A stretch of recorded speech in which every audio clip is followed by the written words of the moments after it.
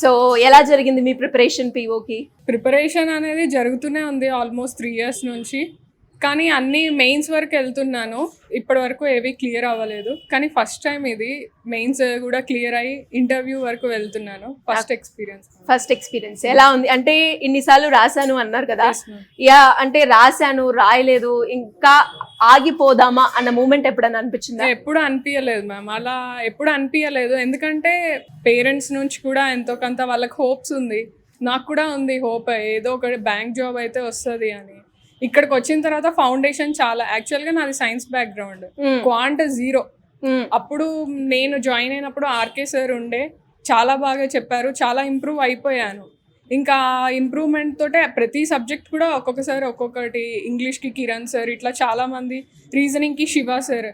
అంటే మనకి 0 ఉన్నా కానీ ఏది కూడా మనం ఇప్పుడు జాయిన్ అవ్వాలంటే అరే నాకు క్వాంట్ రాదు, ఇంగ్లీష్ రాదు, ఇట్లా ఒక్కొక్కరికి ఒక్కొక్కటి డ్రాబ్యాక్ ఉంటుంది. సో ఏం కాదు, వస్తే ఇక్కడ మనకి 0 నుంచి మ్యామ్ స్టార్ట్. ఇప్పుడు ఎట్లా మనము ఏబిసిడి ఎట్లా నేర్చుకుంటామో అట్లా స్టార్ట్ అవుతుంది ఇక్కడ కాంపిటేటివ్ ఎగ్జామ్స్. ఓకే, సరే మనకి అన్ని ఇన్స్టిట్యూట్స్ అది గొప్ప ఇది గొప్ప అని కాదు, కానీ వచ్చిన తర్వాత నువ్వు ఎంత ఎఫర్ట్ పెడుతున్నావు అనేది ఇంపార్టెంట్. టీచర్స్ అందరూ బాగా చెప్తారు మ్యామ్, కానీ మన ఎఫర్ట్ ఉండాలి. వాళ్ళు 50% ఇస్తే మనం కూడా 50% ఇవ్వాల్సిందే ఖచ్చితంగా. కాకపోతే ఇక్కడ టీచర్స్ ప్రతిదీ ఇన్వాల్వ్ అయ్యి చెప్పడము, ఏదైనా కానీ ఇది డౌట్ ఉంది అంటే ఫస్ట్ మనం ఒక స్టెప్ ముందుకు వేయాలి. ముందుకు వేస్తే ప్రతిదీ మన దగ్గరకు వచ్చేస్తుంది.